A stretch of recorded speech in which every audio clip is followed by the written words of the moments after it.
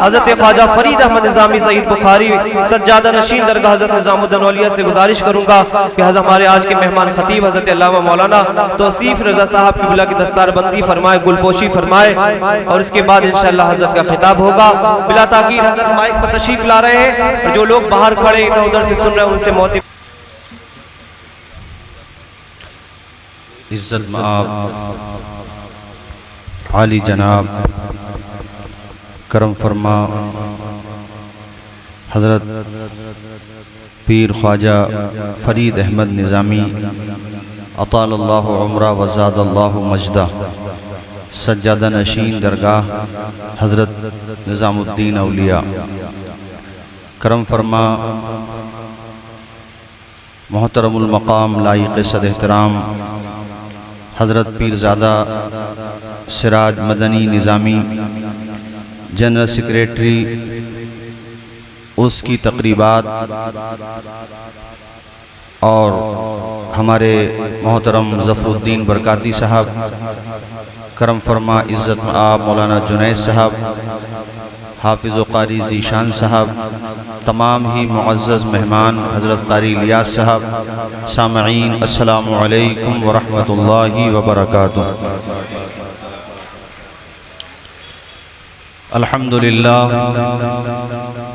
الحمدللہ رب العالمین والعاقبۃ للمتقین والصلاة والسلام علی سید المرسلین وعلى آلہ واصحابہ اجمعین، اما بعد فاعوذ باللہ من الشیطان الرجیم، بسم اللہ الرحمن الرحیم۔ قال یا ایہا الملأ ایکم یأتینی بعرشها قبل ان یأتونی مسلمین، صدق اللہ مولانا العظیم وبلغنا رسوله النبی الامین الکریم، ونحن على ذلك لمن الشاہدین والشاکرین والحمد للہ رب العالمین۔ ایک مرتبہ نبی اور آل نبی کی بارگاہ میں بآواز بلند درود و سلام کا نذرانہ پیش فرمائیے۔ صلی اللہ علی النبی وآلہ صلی اللہ تعالی علیہ وسلم۔ حضرات، ہماری اور آپ کی مشترکہ خوش نصیبی ہے کہ ہم ایک ولی کامل، صوفی باصفا، طوطی ہند حضرت امیر خسرو کی بارگاہ میں خراج عقیدت کے گلہائے محبت پیش کرنے کے لیے حاضر ہیں۔ بے شک بے شک، یہ وہ عظیم ہستی ہیں جن کو صرف آپ کے بھارت میں نہیں پہچانا جاتا، بر صغیر ہی نہیں بلکہ پوری دنیا محبت میں ان کا نام اسی حیثیت سے پہچانا جاتا ہے جس حیثیت سے حضرت رومی نسبت رکھتے ہیں شمس تبریز سے، اسی اعتبار سے حضرت امیر خسرو نسبت رکھتے ہیں محبوب الہی سے۔ بے شک بے شک، اور انہوں نے ہمارے بھارت میں ہندی فارسی کا جو امتزاج دونوں زبانوں میں جو لگاؤ اور ایک دوسرے کے حوالے سے دونوں زبانوں کی خدمات اور دونوں زبانوں کے اندر محبت کی داستان کو، تصوف کو اس پیارے انداز میں پیش کیا کہ ایک زمانہ گزر گیا مگر آج بھی امیر خسرو کا نام آئے تو خیال و فکر کی راہیں منور ہو جاتی ہیں۔ بے شک بے شک، ملک کے کئی پریسیڈنٹ، ہمارے بھارت کے کئی وزرائے اعظم اپنے اپنے وقت میں ان کی حیات و خدمات پر اپنے اپنے انداز میں روشنی ڈال چکے ہیں۔ موجودہ وزیر اعظم سے ہمارے اختلافات ہیں، لیکن انہوں نے بھی حضرت امیر خسرو کے حوالے سے بہت خوبصورت انداز میں اپنا عندیہ رکھا. میں نے بھی سنا بہت اچھے انداز میں انہوں نے بیان کیا تھا. آج جو مجھے بیان کرنا ہے وہ خاص طور پہ یہ ہے کہ سوشل میڈیا کا دور ہے.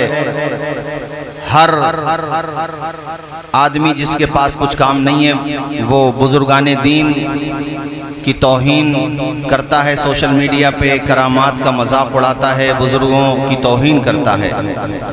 اور ہم لوگوں کے بارے میں، صوفیاء کرام کے بارے میں یہ تاثر دینے کی کوشش کی جاتی ہے کہ ان لوگوں کے پاس صرف کہانی شریف ہے، مطلب مذاق اڑایا جاتا ہے. کوئی کرامت آپ سنائیں گے محبوب الہی کی، حضرت خواجہ قطب الدین بختیار کاکی کی، حضرت غریب نواز کی، بزرگان دین کی، تو وہ مذاق اڑائیں گے کہ یہ کیسے ہو سکتا ہے، یہ کیسے ہو سکتا ہے. اور وہ ہم لوگوں کے بارے میں یہ بات کہتے ہیں کہ ان کے پاس صرف کہانیاں ہیں، قصے ہیں، اور خرق عادت کے خلاف کوئی بات ہو اس کا ثبوت کوئی مضبوط نہیں ملتا ہے. تو میں آپ کے سامنے کوئی کہانی شریف نہیں سناؤں گا بلکہ قرآن شریف سناؤں گا. سبحان اللہ سبحان اللہ. اور قرآن شریف سے یہ بتاؤں گا کہ پچھلی امتوں کے اولیاء کرام کے تصرف اور طاقت کا عالم کیا تھا. تو جب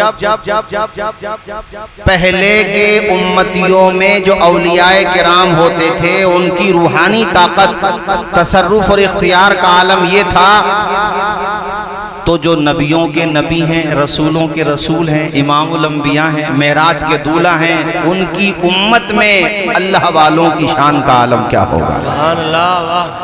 19واں پارہ سورہ نمل آیت نمبر 38، 39 اور 40. ساری تفصیل بیان کرنے کی ضرورت نہیں ہے، بس مختصر انداز میں آپ کے سامنے یہ بات رکھوں گا. اور یہاں پر چینل والے بھی ہیں، ان کے ذریعے بھی یہ بات پہنچے. چونکہ آج کل جیسے وہ مرزا کر کے ہے کوئی اپنے پڑوسی ملک کا، وہ خبیث بہت بدتمیزی کرتا ہے بزرگوں کے بارے میں، خاص طور پہ حضرت خواجہ غریب نواز کے حوالے سے، حضرت غوث پاک کے حوالے سے. تو میں یہ بتانا چاہتا ہوں اپنے جوانوں کو کہ جو اللہ والا ہو جاتا ہے نا، اس کو عقل کے ترازو پہ مت تولو. اسے سمجھنے کے لیے حضرت امیر خسرو کا عشق چاہیے. آپ شمس تبریز کو تب سمجھیں گے جب حضرت رومی کی ذہنیت سے انہیں دیکھیں گے.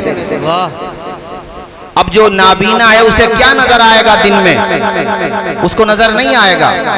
اللہ والوں کو سمجھنے کے لیے آپ اپنے عقل کے گھوڑے پہ بیٹھیں گے تو ٹھوکریں ہی کھائیں گے. قرآن پاک سنا رہا ہوں، یہ کہانی شریف نہیں ہے، قرآن شریف ہے.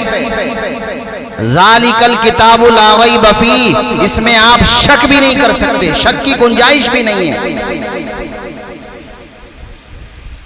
یہ حضرت بلقیس کا واقعہ ہے. وہ آ رہی تھی حضرت سلیمان کے پاس اپنے لاؤ لشکر کے ساتھ. 3 میل کے فاصلے پر رہ گئی تھی، صرف 3 میل کے فاصلے پر.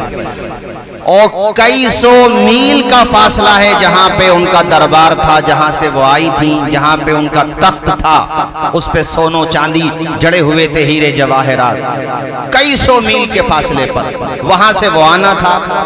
یہ آ رہی تھی لاؤ لشکر کے ساتھ، اپنے تخت و تاج کو لوک کر کے بند کر کے. وہاں پہ باڈی گارڈز بھی لگے ہوئے تھے، سیکیورٹی والے بھی لگے ہوئے تھے.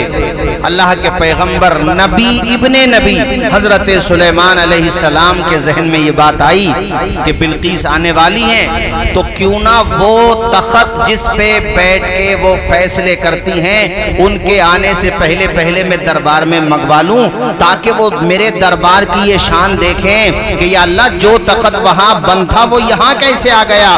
تو جب وہ یہ شان دیکھیں گی، نبوت کا یہ معجزہ دیکھیں گی، متاثر ہو جائیں گی اور ان کے دل پہ اثر پڑے گا. اب انہوں نے اپنے دربار میں اعلان کیا، فرمایا کہ کون ہے تم میں جو وہ تخت لے کے آئے بلقیس کا. ان کے مطیع و فرما بردار ہو کر آنے سے پہلے، اب بتاؤ 3 میل کے فاصلے پر حضرت بلقیس ہیں، ان کے ساتھ لاؤ لشکر ہے، وہ آنے والے ہیں، اور وہ کہہ رہے ہیں کہ مجھے وہ تخت ان کے آنے سے پہلے چاہیے. انہوں نے دربار میں اعلان کر دیا. سوشل میڈیا کے ذریعے جہاں تک بھی بات جائے ان کو بتا دوں، یہ کہانی شریف نہیں ہے، قرآن شریف ہے. آپ انکار کریں گے دائرہ اسلام سے خارج ہو جائیں گے. یہ کسی مولانا کی ذاتی ذاتی رائے نہیں ہے، یہ قرآن مجید ہے۔ جانتے ہو کیا ہوا میرے بھائیوں؟ حضرت سلیمان علیہ السلام نے جب فرمایا، قرآن کہتا ہے آیت نمبر 39، قال عفریت من الجن انا آتیک بہ قبل ان تقوم من مقامک۔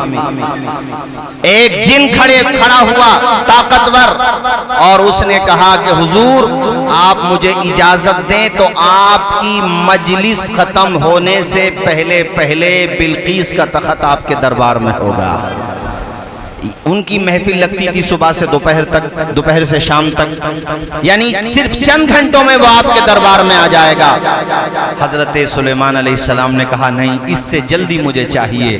اب سنو میرے ساتھیو، آیت نمبر 40 سورہ نمل 19واں پارہ، قال الذی عنده علم من الکتاب۔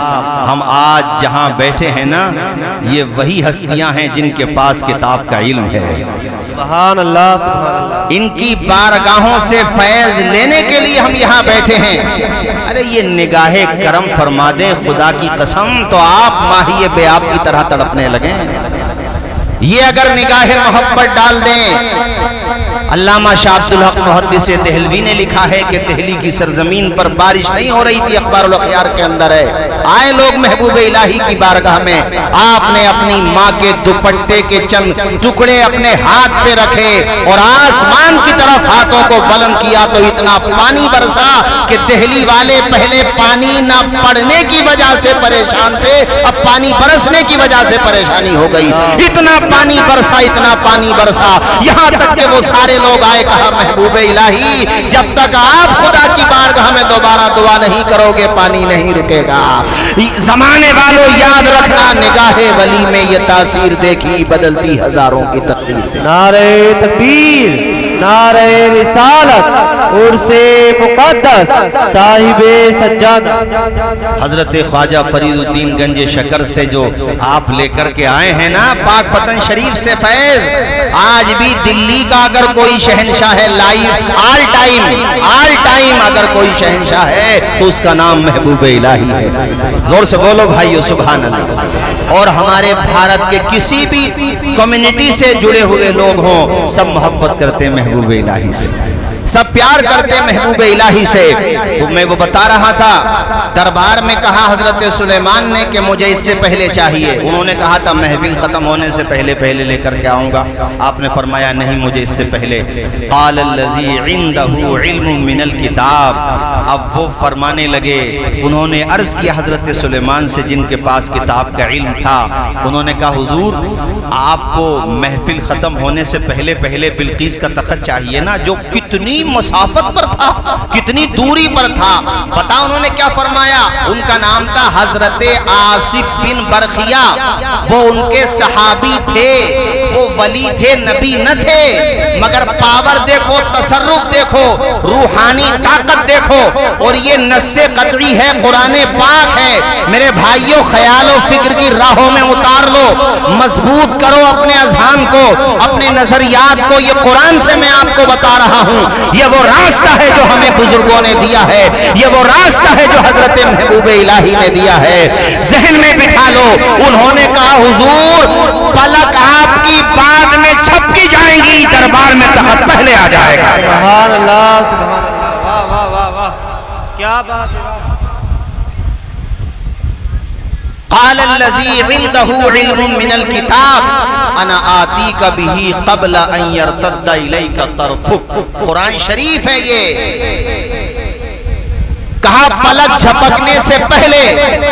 وہ جو بیٹھے ہیں ادھر کرسیوں پہ، ان کو میں بولوں ذرا یہاں کرسی لے کر کے آؤ، پلک جھپکنے سے پہلے وہ سامنے بیٹھے ہوئے یہاں تک کرسی نہیں لا پائیں گے، اور یہاں کتنی مسافت پر۔ یہ عقل میں آنے والی بات ہے، زور سے بولو، یہ سمجھ میں آنے والی بات ہے؟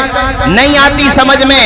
ہم وہاں سے بولیں کہ یہاں کرسی لاؤ، پلک جھپکنے سے پہلے وہ کرسی نہیں لا سکتے، مگر جسے اللہ تعالیٰ چن لیتا ہے، جس پر اپنا خاص کرم نازل فرما دیتا ہے، جسے ولی بنا دیتا ہے، جن کی شان یہ ہوتی ہے الا ان اولیاء اللہ لا خوف علیہم ولا هم يحزنون۔ اے لوگوں جو اللہ والے ہو جاتے ہیں ان کا عالم आलम ये होता है कि हजरत सुलेमान के सहाबी वो वली हैं, नबी नहीं है, मगर रूहानी ताकत का आलम ये है कि कह रहे हैं कि पलक झपकने से पहले आपके दरबार में तख्ते बिल्कीस आ जाएगा, और सिर्फ दावा न किया, फलम्मा राहु मुस्तक़िर्रन, जब देखा तो तख्त वहीं दरबार में मौजूद था, करके भी दिखाया, तख्त वहीं दरबार में मौजूद था।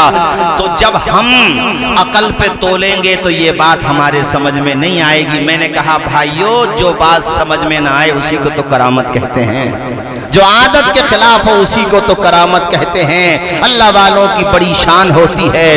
आप देखिए बुजुर्गाने दीन ने किस तरह से मोहब्बत के दीप जलाए हैं। जिस बारगाह में हम और आप हाजिर हुए हैं, तूतिए हिंद इन्हें कहा जाता है, और कैसी मोहब्बत की है अपने मुर्शिद से, कैसी मोहब्बत की है। एक सफर पर थे, वो वाकया बड़ा मशहूर है, मगर चूंकि उन्हीं की बारगाह में हम खिराज अकीदत पेश करने के लिए हाजिर हैं यहाँ, और अल्लाह ताला उनके फैजान करम से हम सबों को माला माल फरमाए। जोर से बोलिए आमीन। उनकी निगाह मोहब्बत हमें और आपको अता फरमाए। रास्ते में हैं, बार बार कहते हैं कि मुझे अपने शेख की बू आ रही है, बुए शेख मी आयत, मुझे अपने शेख की खुशबू महसूस हो। सबने कहा अमीर खुसरू, यहाँ तुम्हें तुम्हारे शेख की कहाँ दहली और कहाँ तुम हो, हैं कितने मसाफत पर हो, तुम्हें यहाँ खुशबू आ रही है। वो बात क्या थी? बात ये थी, एक ज़रूरतमंद आए थे हज़रत महबूब इलाही की बारगाह में, कहने लगे बेटी की शादी करना, हुजूर कुछ अता फरमा दें। अल्लाह वालों की बारगाह में कल भी ज़रूरतमंद आते थे, झोली भर के ले जाते थे, आज भी ज़रूरतमंद आते हैं, झोली भर के ले। सुभान अल्लाह, सुभान अल्लाह। अता करने वाला बेशक अल्लाह ही है, मगर अल्लाह ताला खुश होता है इस बात से कि तुम मेरे महबूबों की बारगाहों में आकर के दुआ करो। बेशक दुआ अल्लाह ही से की जाती है, बुजुर्गों के वसीलों से की जाती है। तो वो आए थे। अब देखिए वो वाकया आपने सुना है, बस इख्तिसारन आपके सामने अर्ज करूंगा कि कई दिन तक इत्तेफाक देखिए, मगर आखिर में आपने कहा कि ऐसा करो मेरी जूतियां ले जाओ, नालैन ले जाओ, नालैन कहते हैं जूतियों को। तो वो बोसीदा जूतियां थी, उनको थोड़ा एहसास भी हुआ, मगर उन्हें अंदाजा नहीं था कि दीवाने की नजरों को जहां देख रहा है, दीवाना न जाने कहां देख रहा है। तो उधर से हजरत अमीर खुसरू तशरीफ ला रहे थे, इधर ये कहीं आस पास में। अब वो पहले ये होता था कि लोग दिन में सफर करते थे, रात में कहीं सराय में कहीं कोई जगह मिलती थी आराम करते थे। तो वो करीब में कोई जगह थी, वहां पे वो आराम कर रहे थे, जिनको आपने बतौर तोहफा, बतौर उनकी जरूरत पूरा करने को वो जूतियां नालैन दिए थे अपने। अब वो वहां पर अमीर खुसरू तड़प रहे, माहिए बेआब की तरह। सबने कहा कि भाई तुम्हें यहाँ कैसे खुशबू आ रही है? तो आप उसी समत चले जिस समत से हवा खुशबू लेकर के आ रही थी, और पहुंच गए उसी जगह पे जहां पे वो आराम कर रहे थे, जो अपनी बेटी की जरूरत के हिसाब से, चूंकि शादी होना थी इसलिए वो आपने तोहफे में वही लेके आ गए। वहां पर अमीर खुसरू पहुंचे, सबको जगाया, कई लोग थे वहां, और आपने कहा कि मुझे माफ करना, यहां से मुझे खुशबू आ रही है, तुम क्या लेकर के आओ, तुम्हारे पास कोई ऐसी चीज है? तो उन्होंने पूरी बात बताई, और बतौरे तंज, उन्होंने बतौरे इस्तेहज़ा ये कहा कि हम गए थे वहां पर, उन्हें दिल्ली का शहंशाह कहा जाता है, हमने बड़ा नाम सुना था, लेकिन हमें तो सिर्फ यही मिला है। हजरत अमीर खुसरू ने कहा, अरे ये तो मेरे शेख की नालैन है, और मुझे जो खुशबू आ रही थी इन्हीं नालैन की आ रही थी। सुभान अल्लाह, जोर से बोलो यार सुभान अल्लाह। उस शाख बनो, मोहब्बत करने वाले बनो, राह हक के मुसाफिर बनो, वफा का दीप जलाने वाले बनो। और उस वक़्त आपके पास इतना सरमाया था कि सोना चांदी के सिक्के बतौर तोहफा आपको पेश किए गए थे। आपने कहा उससे जिसके पास नालैन थे, बेटियों की शादी करना है और मेरे शेख ने आपको नालैन दी हैं, अब मुझे बताओ इसकी क्या कीमत लोगे? तो वो कहने लगा, यार मेरा दिल पहले ही से टूटा हुआ है, वहीं पर मेरे साथ जो होना तो वो हो गया, ऊपर से आप भी मेरा मजाक उड़ा रहे हो, मैं परेशान आदमी, वहां पे सिर्फ ये मिला है, ऊपर से आप इन्हें खरीदने की बात कर रहे हो, कौन खरीदेगा इन्हें? आपने फरमाया, इन नालैन की अहमियत तुम नहीं जानते हो, कीमत बोलो, जो चाहोगे तुम्हें दिया जाएगा। हजरात, लिखा हुआ है आपके हालात जिंदगी में कि जितना भी आपके पास तोहफा था, सबका सब آپ نے اسی ضرورت مند کو دے دیا اور کہا ارے تو جان بھی لے لیتا تو امیر خسرو اپنے پیر کے نالین کے لیے جان کا تحفہ پیش کر دیتا۔ سبحان اللہ، سبحان اللہ، نعرہ تکبیر، نعرہ رسالت، عرس مقدس۔ تو جان بھی مانگتا تو اپنے مرشد کے لیے، یار محبت ایسے ہی تو ہونا چاہیے۔ اچھا یہاں ایک بات اور پتہ چلی، اللہ والوں کی بارگاہوں میں ان کے پاس پہلے ہی سے ضرورت مند لوگ آتے تھے، وہ ان کی مدد کرتے تھے، وہ ان کے کام آتے تھے، خدمت خلق کو وہ اپنی زندگی کا مقصد سمجھتے تھے۔ تو اس سے ہمیں آپ کو بھی سیکھ لینا چاہیے۔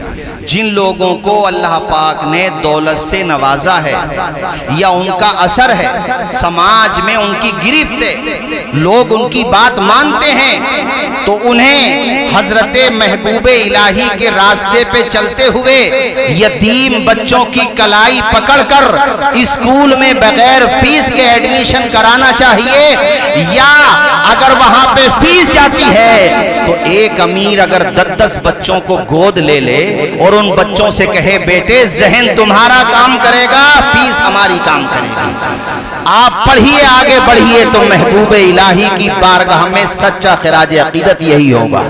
غلط تو نہیں بولا؟ زور سے بولو۔ کوئی بچہ بہت زیادہ جینیس ہے، انٹیلیجنٹ ہے، لیکن فیملی کی حالت مالی اعتبار سے نہیں ہے درست، نہیں ہے پیسہ اس کے پاس، تو ہم محبوب الہی سے سیکھ لیں اور ہم یہ سوچیں کہ اللہ نے ہمیں دولت دی ہے اور اس غریب کے بیٹے کو ذہن دیا ہے، ہماری دولت کی سپورٹ اس غریب بیٹے کے ساتھ لگ جائے تو ہو سکتا ہے یہ بچہ آگے چل کے IAS بن جائے، IPS بن جائے، یا مدرسے میں پڑھتا ہے تو مفتی بن جائے، عالم دین بن جائے، بہترین فقیہ بن جائے۔ تو بزرگان دین اس بات سے بہت خوش ہوتے ہیں۔ جیسے میں نے پڑھا ہمارے وہاں پہ مدارس میں ایک کتاب پڑھائی جاتی ہے، بہت بلند کتاب ہے، اور اس کو ہم لوگ محدثین کے حالات جاننے کے لیے پڑھتے ہیں۔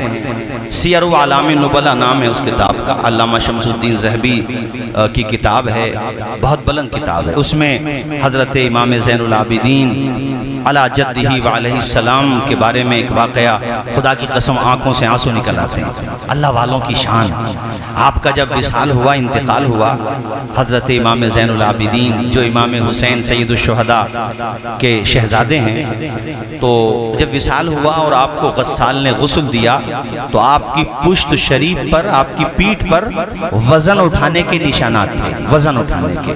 اب اس نے جو غسال تھا نا، اس نے یہ بات باہر مدینہ شریف میں کئی جگہوں پہ کہہ دی۔ اب وہ بات سب جگہ وائرل ہو گئی، پھیل گئی، سب کی زبانوں پہ آ گئی۔ سب لوگ بار بار یہ کہتے تھے یار امام پاک کو کبھی اتنا وزن اٹھاتے ہوئے تو نہیں دیکھا گیا جو ان کی پیٹھ پہ نشانات پڑ گئے۔ اب الگ الگ طرح کی باتیں، سو منہ سو باتیں، آخر وجہ کیا ہے کہ شیر خدا اسد اللہ الغالب علی ابن ابی طالب کے شہزادے سید الشہداء کے پوتے سید الشہداء امام حسین کے بیٹے امام زین العابدین کی پشت اطہر پہ یہ نشانات کس چیز کے ہیں؟ جب بات زیادہ پھیلی تو آپ کے خادم خاص تھے، انہوں نے جمع کیا سب کو، کہا مدینے والو حضرت نے مجھ سے منع کیا تھا، مخدوم نے مجھ سے منع کیا تھا، مگر آپ پتہ نہیں طرح طرح کی باتیں کرنے لگے ہو، اس لیے آج مجھے اس راز سے پردہ اٹھانا ہے، اس لیے آج مجھے یہ بات بتانا پڑ رہی ہے۔ سب نے کہا حضور بتائیں۔ فرمایا مدینے والو جب آپ لوگ اپنی اپنی خانقاہوں، اپنی اپنی خوابگاہوں میں جا کے محو آرام ہو جاتے تھے، سو جاتے تھے، جب نظام عالم کا تلاطم خاموش ہو جاتا تھا، فضا کے بندریچے سکوت شب کا پیغام دینے لگتے تھے، تو ہمارے مخدوم ابن مخدوم حضرت سید الشہداء کے شہزادے زین العابدین اپنی پشت پر راشن کٹ کہہ لو آج کی بھاشا میں، راشن کے الگ الگ پیکٹ بناتے جس میں جو کا آٹا اور الگ الگ چیزیں ہوتی تھیں، اور وہ اپنی پیٹھ پر اٹھا کر ان لوگوں کے مکانات پہ رکھ کے آ جاتے تھے جن کے گھروں میں غربت کی وجہ سے چولہا نہیں جلتا ہوتا تھا۔ اور دوسری مرتبہ پھر लकड़ियों का गट्ठर लेके जाते थे और फरमाया कि मदीने शरीफ में, सिर्फ मदीने शरीफ में 100 परिवार ऐसे थे जिनके घर का चूल्हा अगर जल रहा था तो फातिमा के पोते इमाम ज़ैनुल आबिदीन की इमदाद से जल रहा था, सुभान अल्लाह, उनकी मदद से जल रहा था। दुनिया सो रही होती थी मगर सैयदुश शुहदा का बेटा गरीबों की मदद खुद कर रहा होता था। उनके मकानात की चौखट पर वो सुबह को जब लोग बेदार होते, अरे औरतें जो बेवा होती वो दामन फैला करके दुआएं दे रही होती थी, जो बच्चे यतीम हो जाते थे वो अपने हाथों को उठा करके दुआएं दे रहे होते थे। या अल्लाह, ये कौन तेरा नेक बंदा है जो मदद भी कर देता है और पता भी नहीं होने देता है।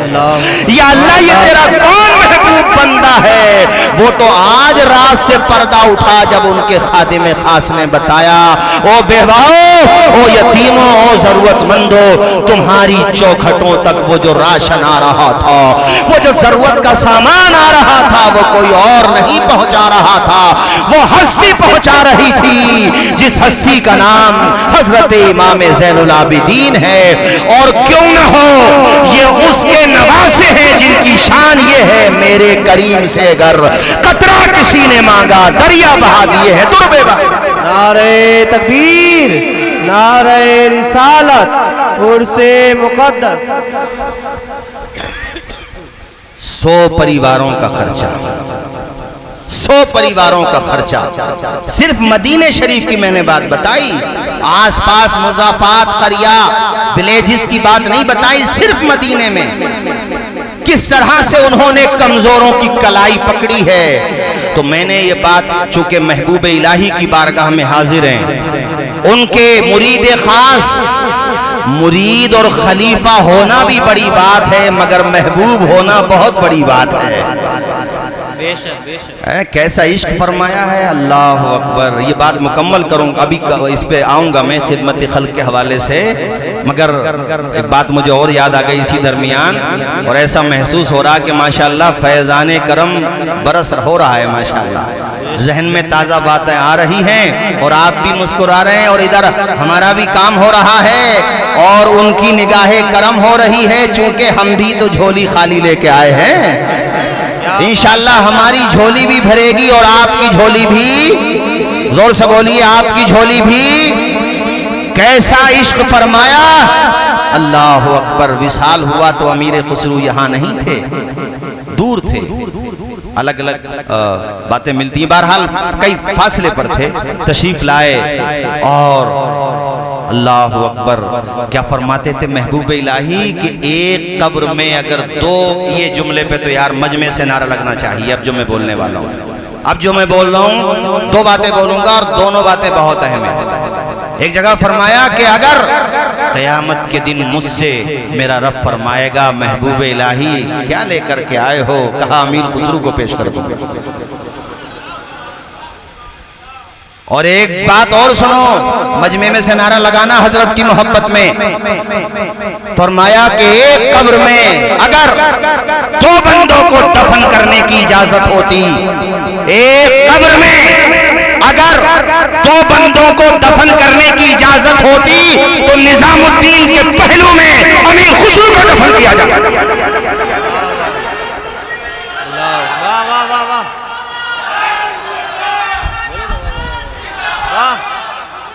क्या बात है, जिंदाबाद। मगर कारी इलियास साहब क़िबला क्या मोहब्बत फरमाई अमीर खुसरू ने, इंतकाल के बाद तशरीफ लाए तो मज़ार शरीफ छोड़ा नहीं, अपने शेख की तुरबत छोड़ी नहीं। कैसा इश्क फरमाया हुजूर, कैसा इश्क फरमाया, अल्लाह अकबर कबीरा, कि आपने अपने शेख की तुरबत नहीं छोड़ी, यहाँ तक कि सिर्फ 6 माह के बाद माशूक भी वहीं पे पहुंच गए और ये आशिक सादिक भी वहीं पर पहुंच गए। क्या बात है, वाह, कैसा इश्क फरमाया। अच्छा, जो आपको तहाइफ मिले, चूंकि शायर ऐसे थे कि फारसी जबान का आज तक ऐसा कोई शायर पैदा नहीं हुआ, آپ یہ کہہ سکتے ہو کہ صاحب بھارت میں تو آج فارسی زبان ہے نہیں، تو اب شاعر کہاں پیدا ہوتے ایسے؟ ایران میں تو ہے، افغانستان میں تو ہے، اور بھی ممالک میں ہے فارسی زبان۔ امیر خسرو کا جواب لا کر کے دکھاؤ، نہیں لا سکتے۔ نہ آپ کی رباعیات کا جواب، نہ آپ کی غزلوں کا جواب، نہ آپ کی مثنوی کا جواب۔ آپ تھے ہی لا جواب، تو کہاں سے لاؤ گے جواب؟ کیا بات اور ہے۔ کمال کی بات یہ ہے کہ مسلم حضرات تو پسند کرتے ہی آپ کی شاعری، ہندو بھائی بھی آپ کی شاعری پسند کرتے، آپ کو پڑھتے، آپ کو پڑھا جاتا ہے، سنا جاتا ہے، اور آپ پر لکھا جاتا ہے۔ ساتھیوں، میں بات یہ کہہ رہا تھا کہ آپ کے پاس جو کچھ تھا سب خدمت خلق میں آپ نے پیش کر دیا، خدمت خلق میں۔ تو یہ پیغام آخر میں دے دوں، پھر میں اپنی گفتگو ختم کرتا ہوں، چونکہ وقت بھی کافی تیزی سے آگے بڑھ رہا ہے۔ ایک مرتبہ بلند آواز سے کلمہ شریف پڑھیے، اشہد ان لا الہ الا اللہ و اشہد ان محمدا عبدہ و رسولہ۔ حضرت امام زین العابدین کے حوالے سے میں نے آپ کو بتایا، محبوب الہی کے حوالے سے بتایا، بزرگان دین کو آپ پڑھیں گے تو آپ یہ پائیں گے کہ انہوں نے اپنی زندگی میں یہ ثابت کر کے دکھایا ہے کہ روح کی پیاس کو اخلاق کا پیالہ دے دے، اپنی قسمت کے اندھیروں کو اجالا دے دے، اپنے روٹھے ہوئے مولا کو منانا ہو اگر، اپنے حصے کا پڑوسی کو نوالا دے دے۔ تو اگر ہمارے جو صاحبان ثروت ہیں، جن کو اللہ نے دیا ہے، وہ جیسے اس وقت ہمارے سامنے کئی چیزیں ہیں، مثال کے طور پہ غریب بیٹیوں کے نکاح کا ایک بہت بڑا مسئلہ ہے، تو اگر امیر لوگ جن کا اثر ہے سماج میں، وہ لوگ اجتماعی شادیاں کرنے لگیں اور غریب بیٹیوں کو عزت کے ساتھ ودا دیں، ان کو سمان دیں، صرف نمائش نہ کریں بلکہ ان کا دل رکھیں کہ محبوب الہی کے راستے پہ چل کے دکھائیں۔ اسی طرح جو بچے بڑے اچھے ہوتے ہیں پڑھنے میں، لیکن وہ انٹر کے بعد اس لیے آگے نہیں بڑھ پاتے کہ گھر کا خرچ دیکھیں یا ایجوکیشن کا خرچ دیکھیں، تو ان کی انگلی پکڑ لیں اور ان سے اگر پوچھا جائے کہ بھئی تمہارا ان سے کیا رشتہ ہے جو تم یہ کام کر رہے ہو، تو وہ جواب دیں کہ یہ کام ہم نے محبوب الہی کی بارگاہ سے سیکھا ہے، یہ کام ہم نے امیر خسرو کی بارگاہ سے سیکھا ہے۔ جیسے میں نے کبھی پڑھا تھا ریسنٹلی، ہمارے مراد آباد کے پاس ایک جگہ ہے جٹ پورا، وہاں ایک معین علی کر کے ہیں، وہ ڈی ایم بن گئے، اب آئی ایس ہوئے۔ وہ کہتے ہیں کہ فیملی کی مالی حالت کوئی بہت زیادہ اچھی نہیں تھی، تو لیکن میرا ذوق تھا کہ بھئی میں آئی ایس بنوں، پڑھوں، تو U P S C exam نکالنے کے لیے کوچنگ سینٹر اور پھر وہاں کا خرچہ سارے اخراجات میں کیسے پورے کرتا، تو کہتے ہیں کہ ویلفیئر سوسائٹی نے مجھے گود لے لیا۔ گود لینے کا مطلب یہ کہ انہوں نے ہماری ہیلپ کی مالی اعتبار سے، پیسہ ان کا لگتا رہا، دماغ میرا لگتا رہا، اور اس کا نتیجہ یہ نکلا کہ آج الحمدللہ میں کامیاب ہو گیا ہوں۔ اے میرے عزیز ساتھیوں، آپ اپنے اپنی جگہ بیٹھ جائیے، حضرت یہیں پہ تشریف لا رہے ہیں، اب اپنی اپنی جگہ پہ بیٹھ جائیے، آپ جہاں وہیں پہ بیٹھو، حضرت یہیں پہ تشریف لا رہے ہیں، بیٹھ جاؤ اپنی اپنی جگہ پہ، کلمہ شریف پڑھو سارے لوگ، لا الہ، بلند آواز سے لا الہ الا اللہ محمد الرسول اللہ صلی اللہ تعالی علیہ وآلہ وآصحابہ وبارک وسلم۔ یہیں پہ تشریف لا رہے ہیں حضرت۔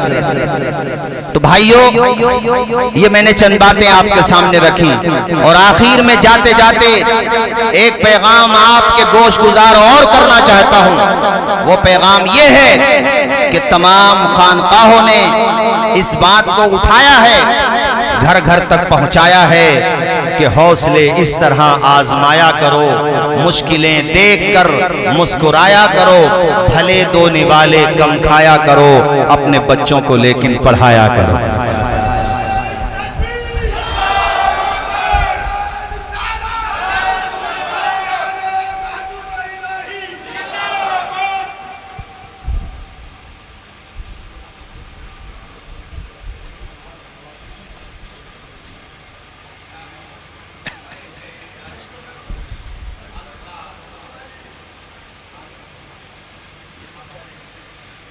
ماشاءاللہ